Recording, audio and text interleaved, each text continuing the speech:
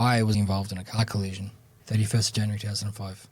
A speeding green P plater was doing 120 k's in a 60 k zone and collided with us. Impact was on my side. I was 11, so obviously I was in the passenger seat. The emergency services did the best that they could. I met one of the first responders, and he was a paramedic afterwards, and he actually said, he actually started crying, going, "I can't believe that you're alive." Like, you know, we rocked up. We were like, nah, this kid's got no chance. Welcome back to the podcast. I'm Jeannie, and today I'm talking testimony with Jake, a young man whose story will challenge everything you know about faith, survival, and feeling God's presence in your life. This is a conversation about miracles, about hearing God's voice, and about choosing to live a life in service to God, even though it's hard, and even when you hear heaven calling you home. This is a big conversation. I hope you enjoy the episode. Let's dive in. I've been really excited to actually sit down and have this conversation with you, Jake, because the first time that I saw you, you walked straight up the back, straight into these, like, the camera areas, and just started fiddling with the sound. And I thought, who's this guy? Like, he really seems to know what he's doing. I was very impressed. Why, thank you. Because you looked like you belonged. Like, you looked like you knew exactly what you were doing at this church, and you were here and you were going to stay. And I loved it. I was like, man, this is awesome. We've got a new person here who's going to help out. But had you been there before? You actually met me that day? I actually had been down here before. Because our church that we go to is actually one church, 3 locations. Yes. There's Macarthur, Illawarra, and Wollondilly. Yes. So how did you find that, walking into a different location and just taking control? Well, basically, if anyone had said anything, I would have pointed them over to Rowan. He asked me to be here. How active are you in the other campus, the other location? So I come from Wollondilly. I work on the sound at Wollondilly, and I do go up to Macarthur as well. You serve in all 3 locations? Yes. What makes you want to serve in the church so much? I love serving. I love just being able to be around, and I just like helping and serving other people as well. You have a heart for others and a heart for service of the church. Is that what you're saying? Yeah. Why do you have that heart? Like, where does that come from? I don't know. I've always had it. You've always been in a church? Yeah. I used to be in a church choir. You can sing? I used to be a soprano in a church choir. I was actually selected before my voice broke to go to the Australian Youth Choir, but I never took it up. I play the bass guitar now, so I taught myself the piano. So you're a musical guy? I'm a hands-on sort of person. I don't like, theory. Theory, okay. So at the moment you're serving in the sound, the production team, and you're an intern as well. What do you do as an intern? Pretty much anything that The pastors tell you to do? Basically, yeah. Well, I've found you in here cleaning the floors. I found you in here moving furniture. You've been helping me with this set, which I'm so grateful for. You're always smiley, always really willing and ready to help. Like, you have a real, as you said, a heart for service. Thank you. Yeah. I'm impressed because I have much more of a selfish heart. I like to serve myself. So why do you have such a heart of service? Like, where do you think that comes from? I've always had it, so I just feel I came from God. And that actually happened more or less through 2011. No, sorry, 2005. What happened in 2005? I was involved in a car collision, 31st of January 2005. A speeding green P plater was doing 120 k's in a 60 k zone and collided with us. Impact was on my side. I was 11, so obviously I was in the passenger seat. The emergency services did the best that they could. I met one of the first responders, and he was a paramedic afterwards, and he actually said, he actually started crying, going, "I can't believe that you're alive." Like, we rocked up. We were like, nah, this kid's got no chance. This kid's got no chance. That's what he said. Yeah, that's what all the first responders were saying.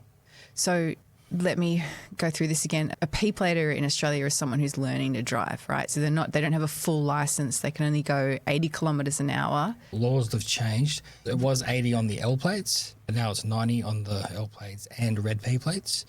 Green P plates is 100. And what was this guy? He was a green P plater. Yeah. It was in a 60 k zone. He was doing 120. Double the speed limit this guy was. Was he drunk? No. He was just cruising, like, as fast as he could. And he hit your car. Or the car I was travelling in. Your dad was driving, Yes. is that right? And hit it from the side or front Yes. on?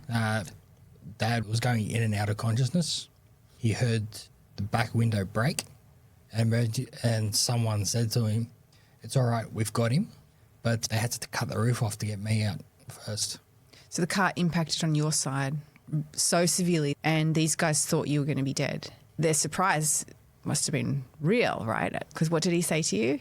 The first point was we thought we were going to a fatality. Yeah, I can't believe you actually are here when you tell me 120 kilometres in a 60 zone. Witnesses that were there actually say that you could see clearly underneath the height of the car, you could clearly see a speed sign Okay, so the car's lifted up. and rolled onto its side in air and landed on the driver's side. So it hit you on the side, flipped in the air, rolled over and landed on the driver's side. Mm-hmm. That's a pretty serious collision. And when did you come to? I spent 9 days in ICU. Doctors rode me off. Doctors said that if he ever wakes up, he'll be a vegetable. Somebody whose brain doesn't work Yeah. anymore, you mean by that? Yeah. Yeah. Were you conscious at all during the accident? The last thing I remember seeing is 2 dots of light in a horizontal line. I guessed that they were headlights. I thought you were going to say you saw like a vision or something like that, because some people, when they have accidents or near-death experiences, did you ever experience anything like that? Yeah. I've never actually mentioned this to anyone apart from Mum and Dad, but it was like I was hovering above the hospital room. You could see yourself in the hospital bed. Is that what you mean? Yeah. Okay. And I was given a choice. I didn't see. I just saw a bright light. I remember seeing gates. Gates? Like gates of heaven? Yeah. The voice actually said to me, it was a familiar voice. So the priest that I knew when I was in the church choir, I think God used that voice to comfort me. He said, "You can come with me now, or I can send you back." And obviously I made the choice where I came back. So this voice was a calming, peaceful voice. yes. Were you at all afraid in this moment? No, because I actually saw like doves and peace. And why did you choose to come back to Earth and not go with the peace? I can't really remember the reason, but I chose to come back, obviously. Yeah, that's a really significant testimony. I don't think I've ever met anybody who has had a real near-death experience like that and a voice. So would you say, and this is when the skeptic in my brain, I have to think, do you think that came from you, or do you think that was literally a heavenly voice? It was definitely a heavenly voice. Well, put it this way, I believe it was a heavenly voice. And everything that I've encountered from that, what's the word? From the accident or from that moment? From that moment, has actually happened. I heard that if you go back, it's going to be hard. I'm going to be with you. So there's more conversation. It wasn't just a simple, hey, do you want to stay or go to heaven? There's going to be hard things, hard times ahead of you. If you go back, it will be hard times ahead of you, but I'll be with you. What does that make you feel? I'll be with you. Well, that actually makes me believe. My belief is strong and it is true. That there is a God. That there is a God and that he will do anything for his children. And you believe it because this is your first-hand experience. Yes. In that moment. Yes. Do you feel that no matter what you go through, it's okay? That there will be strength in the moment because this God is with you the whole time? Like there will be upsets during life. It's a given. But I know that the upsets will not last. Yes, there's times where I get angry. Yes, there's times where I get, because they're human emotions. But usually I calm down. After I calm down, I'm like, okay, what can I do to fix this? How could I have changed this? How could I have responded in a way where it would have de-escalated the situation instead of increasing? How have you learnt to do that? Through difficulty. Difficulty in times of life or relationships? Everything, really. So how hard was life for you after the accident? Well, at first, the first about a year to 2 years, it was going okay. I went back to school. It was great. I didn't think they were told everything. the kids were told everything of like what happened. The kids were told. Yeah, I fell into a very severe case of bullying through school. They'd play mind tricks with me. Like I put my bag down, I'd know where I put it, go back out, it's not there. It's like they'd move my bag. And then, you know, when I'd say something to a teacher, oh, you sure? It's my bag. I kind of know where I put it. And then all of a sudden it would just appear back in the same location. Oh, maybe you forgot where you put it? No, I put it there. Don't lie. But yeah, I was never believed. So the kids were bullying you after the accident. Were you physically fit at this time? You didn't actually describe to me what your physical being after the accident. So in hospital, I woke up, I had a big hunk of metal hanging out of my leg. And I actually ended up trying to pull that out of my leg. I just felt this severe case of pain, and I had all the nurses around me going, ooh, ooh. I'm Yeah. like, what are you doing that for? And then it hit me, and I'm like, that's why. So that was your first moment when you woke up. Yeah, because I had no idea where I Started was. to pull this out of your leg. Yeah. You didn't know where you were. I had a feeding tube that I really didn't like. So I kept pulling it out of my nose. I had it taped into my nose, and I pulled it out numerous times. And that wasn't the worst part. The worst part was it was actually pure fat running through that tube because I lost that much weight. How long were you in bed for? Roughly about 3 months. But initially I was on the floor because I had fractures to the pelvis as well as the head injury and the broken leg. They didn't want to risk a fall from a bed. But yeah, I was confused. You were confused, so you had a head injury. I had 2 bleeds in the frontal lobes while I was in PTA, post-traumatic amnesia, for 73 days. You had this out-of-body experience, so your conscience was there, your mind was actually working, but it sounds like your mind took some time to recover during this process. Did you ever lose sense of who you were during this? Not that I can remember. The only time I lost the sense of self would be when I was getting severely bullied back at school. Okay, and they were bullying you, you think, because you were slowly recovering from this. Those classes being different. Did you have learning difficulties after this? Oh, yeah. And this was 20 years ago, so now the school systems are much more equipped to deal with learning difficulties. But I imagine that it would have been a really hard time for you. It was equipped, but it wasn't. Well, I had a principal that took everyone else's story over mine. Because I had a brain injury, people wouldn't believe me. So where was God in this time for you? Did you believe in God before this? Yeah. You grew up in the Christian home, Yeah. correct? Yeah, I was in the church choir. Yes, yeah. So where was God in this moment? I know he was definitely there. Did you ever feel angry at him because of the accident? I don't like to admit it, but if I'm being truthful, yes, there were times. But I quickly got over it. I quickly realised that he wasn't to blame. So I've gone, look, I'm sorry, Lord. How did you realise that? Through numerous talks with a reverend, for the school reverend. Did you go to a Christian school? I did, yes. Okay. But both schools I went to were Christian. Were you angry at God during the bullying? No, I was more or less angry at the people doing it. And how did that affect your faith? Walking around with anger at people? That's a really good question. I can't remember it. Can't remember it. Like a lot of people say that those sort of things are significant to them. Would you agree with that the bullying was significant in your life? Oh, yeah, 'cause it's always there in the back of my head. But usually when people decide to go along the same sort of behaviours, it may be completely innocent. And I just go, because I've had the bullying, let's see how I can try and diffuse the situation and work things out nicely. Have you found that you've been bullied in church at all? And I say that because I went to this church once and I heard this pastor say, if you haven't been hurt in church, you've just haven't been here long enough. I think it's pretty true. It's also funny, but it's also sad. You're pausing quite a long time here. Did I hit on a raw nerve that I shouldn't have? No, I just don't want to answer. Okay. All right. No, I understand that. I'm not going to press you on that. Why do you come back to church? Why do you serve in church? Because I'm not there for the people. I'm there to serve God and honour God. The same God that allowed this accident to happen in your life and was with you through the bullying, you still want to serve him. Why? Because I know that my Heavenly Father loves me. How do you know he loves you? because of what he's said in the Bible, which is in the red letters. It's usually what God's voice has said.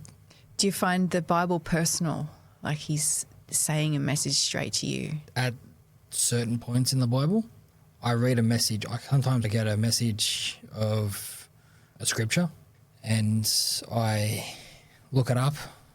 Oh, why did that pop into my head? So I look it up, I read it. Oh, that's probably why it makes sense to what's happening in my life at that particular moment in time. Is that a comforting thing? Yeah. Have you ever read a Bible verse and felt like it was a direct message from God? Oh, 100%. Really? Yeah. Do you have any favourite verses? Because I can never remember any Bible verses. I've got a few, but after doing the internship, or since doing the internship, since starting the internship with all the study and everything.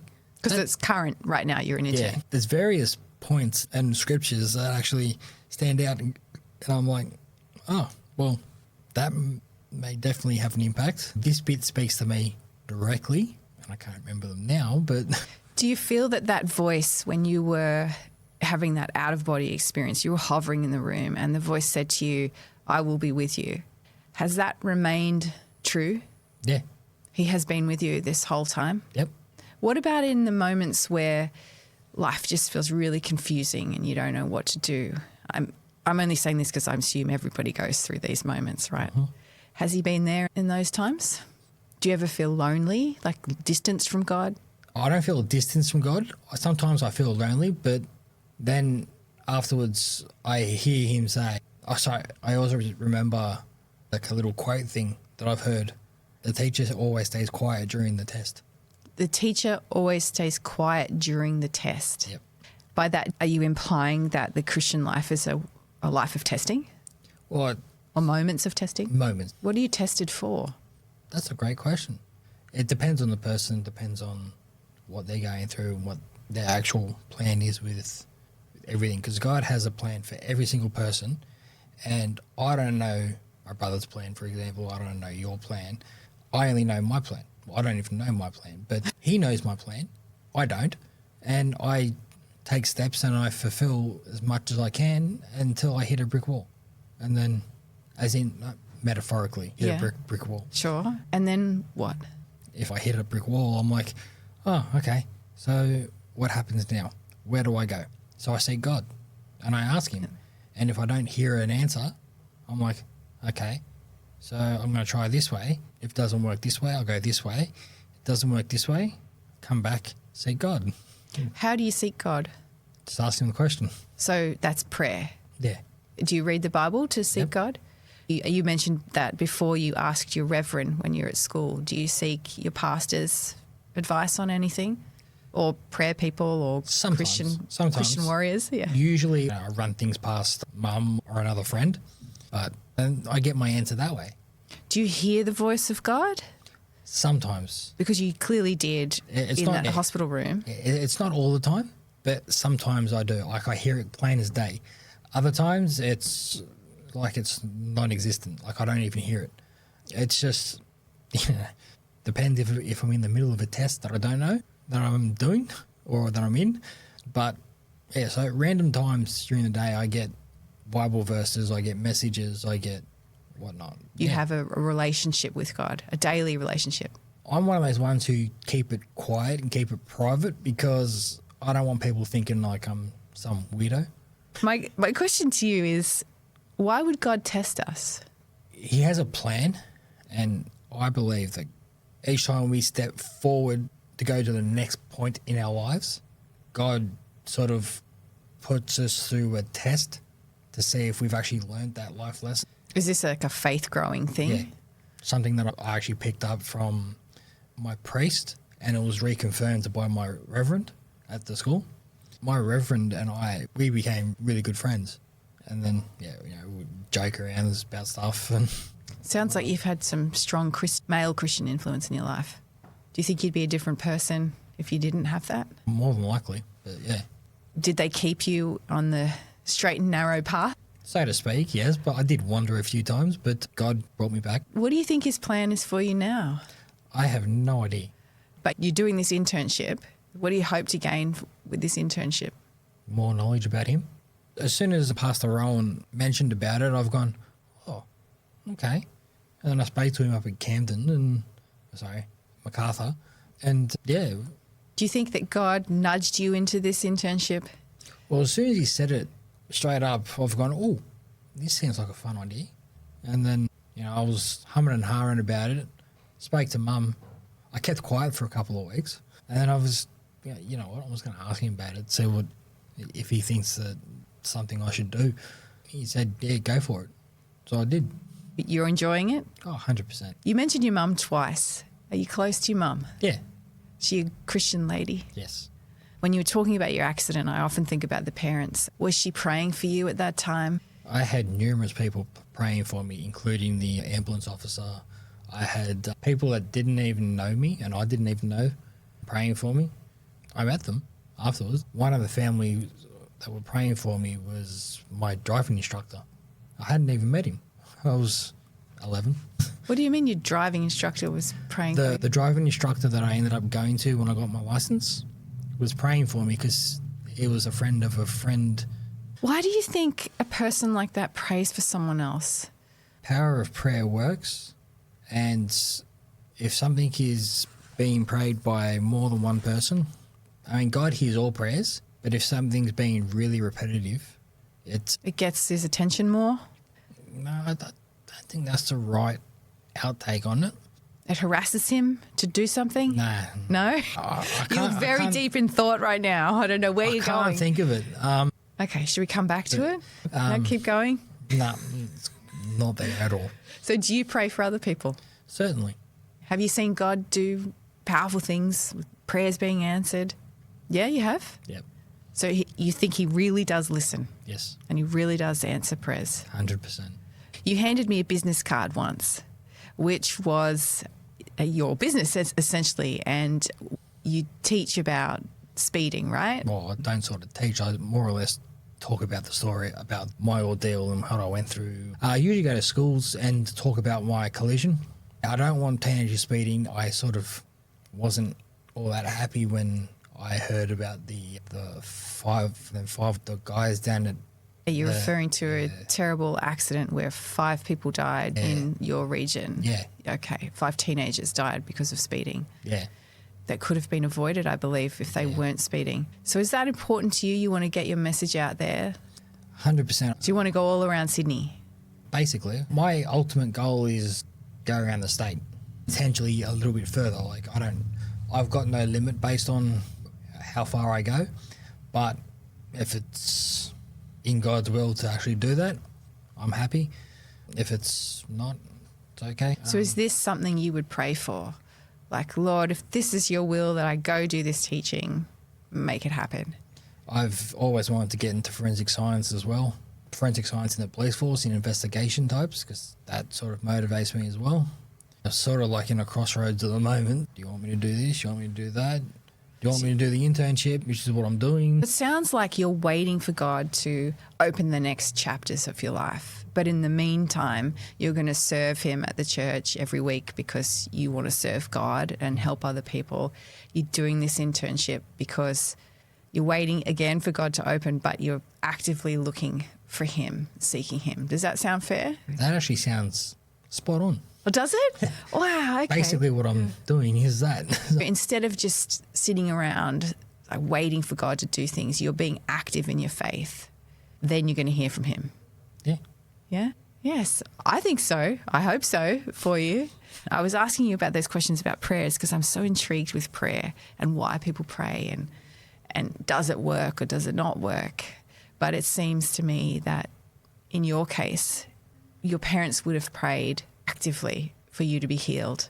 There was so many people. And then you've had these strong Christian people in your life, the priest, the person at the school, the reverend, your mum, even this driving instructor. Is it fair to say that you have been surrounded by men and women, godly men and women of faith, who have been active in their faith life by praying and keeping you surrounded in the love of God? Yeah. Why do you want to come and talk to me today? Aside from me asking you, practically begging you, Jake, I've heard this amazing story about you. Yeah, well, it was on the tip of my tongue to say that. It's basically because you did ask, and yeah. You're not afraid to tell your story? No. My last two questions to you, unless I ask other questions. Who is God to you? You've gone through some pretty terrible times in your life. You've heard his voice, I will be with you, but who is he? My Heavenly Father, my friends, my rock, my everything. Why? Because he is. Because he's been with you? Yeah, pretty much. The whole way, yeah. Because I've seen you we were at a upper room worship, and you looked like you had a real connection with God and a real love of him. And that impresses me. Well, how can you worship him like that? I find it hard when people say, oh, what are you doing? Like, you obviously feel free to express yourself in relationship to God.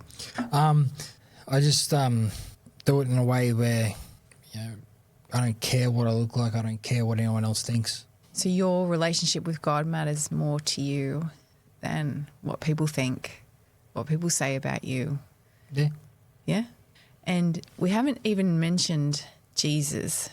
Is Jesus God to you? Yes. Jesus is God.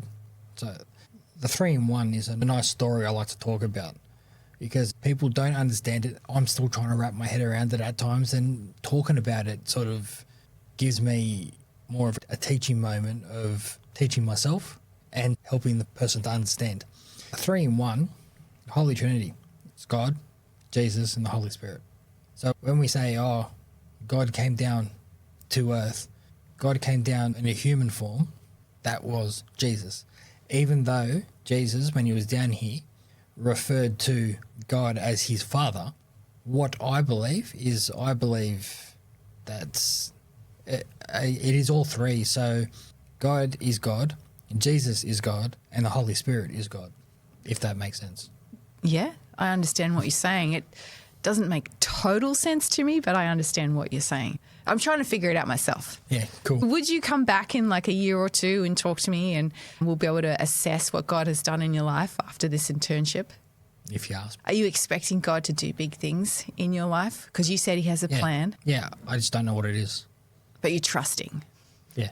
Sometimes it doesn't make sense why people believe in God, but you have provided such a good answer to me that from your experience in the hospital and hearing that heavenly voice, in my opinion, and correct me if I'm wrong, but that has given you such a grounding in your faith. And from that, from him promising that he was going to be with you, you have continued to turn up and worship and serve. Yes. That's why you're a Christian. That's why you believe in God. Yes? You can't nod. You have to say yes or no because people can't hear you. So we're going to finish up now, but is there any parting words of wisdom you want to leave us with? No, you can't shake your head either. But I very much appreciated this time because you don't seem to be a person who likes to divulge so much about themselves. And so I'm so grateful for how much you have given me in this discussion and for trusting me in this moment. And I've learnt so much and I have grown because of what you have talked to me about today. No worries. So I'm very grateful for that. So onwards and upwards. Let's wait and see what God does with Jake. 100%. 100%. Well, that wraps up Jake's testimony. What did you think? I know for me, Jake's story is one that I'm not going to forget anytime soon. From that horrific accident at 11 years old to that out-of-body experience and hearing God's voice, and then the years of bullying and recovering to now serving faithfully in the church, Jake embodies what it is to trust God during the hardest moments of your life and giving witness to that promise that he heard in the hospital room, I will be with you, seems to have proven true every single day since. If Jake's testimony impacted you today, I'd love to hear from you.